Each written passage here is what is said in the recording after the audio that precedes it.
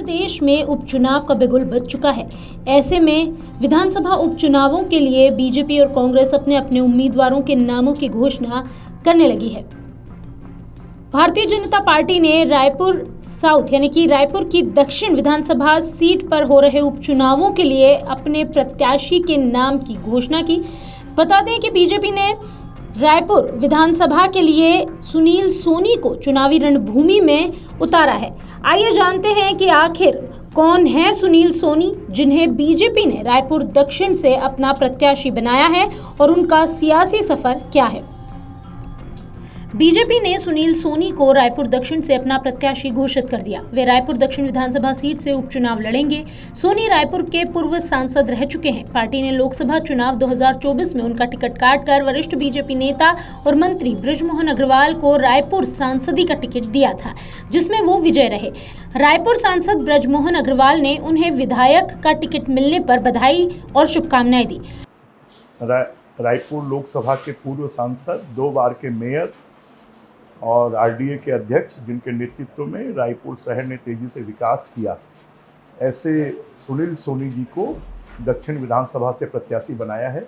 मैं उनको बहुत बहुत शुभकामनाएं देता हूं और रायपुर दक्षिण की जनता से इस बात का निवेदन आग्रह करता हूं कि वो जिस प्रकार से मेरे प्रति प्रेम, स्नेह और आशीर्वाद जनता ने दिखाया, वैसे ही सुनील सोनी जी को प्रति भी दिखाएं और भारी मतों से उनको जिताएं और कमल फूल को खिलाएं और तेजी से दक्षिण विधानसभा का विकास कराएं। सोनी अग्रवाल के बेहद करीबी माने जाते हैं, इसलिए ये पूरी तरह से कहा जा सकता है कि पार्टी ने उनके पसंद के उम्मीदवार का ख्याल रखा, क्योंकि बृजमोहन अग्रवाल रायपुर दक्षिण विधानसभा सीट से 8 बार विधायक रह चुके हैं। उसके बाद इस बार के लोकसभा चुनाव में सांसद बने।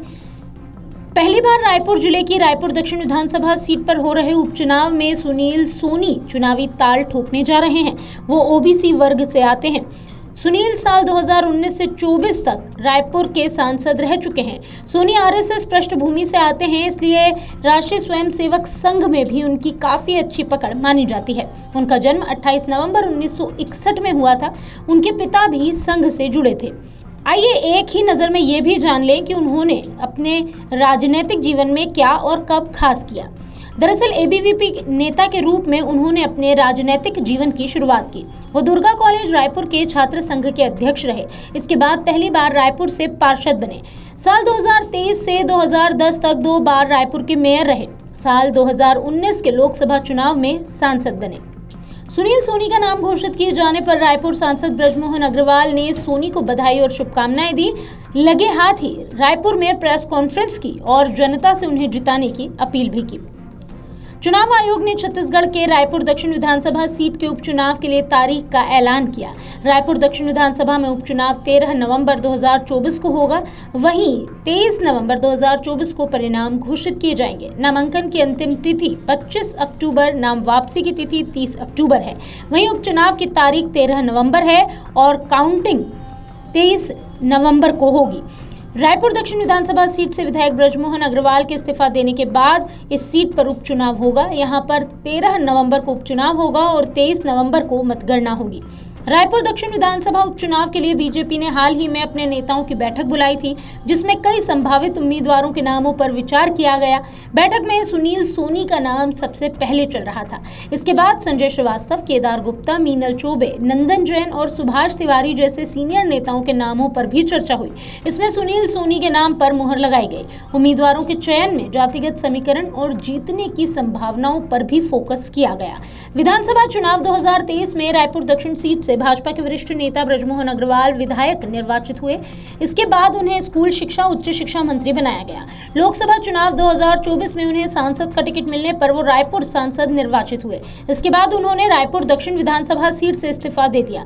दूसरी ओर कांग्रेस ने अभी तक इस सीट पर अपने प्रत्याशी घोषित नहीं किए। वो कभी भी इस सीट पर चुनाव नहीं जीत पाई, लेकिन इस बार पार्टी ने जीत के लिए अपनी पूरी ताकत लगा दी है। इस कार्य के लिए कांग्रेस ने 9 सदस्यीय चुनाव प्रबंधन समिति का गठन किया। इसमें 6 पूर्व मंत्री और कई वरिष्ठ नेताओं को जिम्मेदारी दी गई है।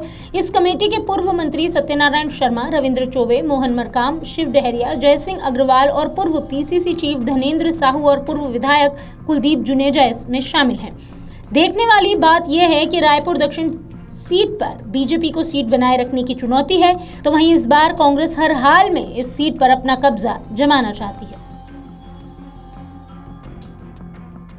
अगर आप ये वीडियो YouTube पर देख रहे हैं तो हमारे चैनल को सब्सक्राइब करें और बेल आइकन को दबाना ना भूलें। अगर आप Facebook पर ये वीडियो देख रहे हैं तो हमारे पेज को लाइक करें।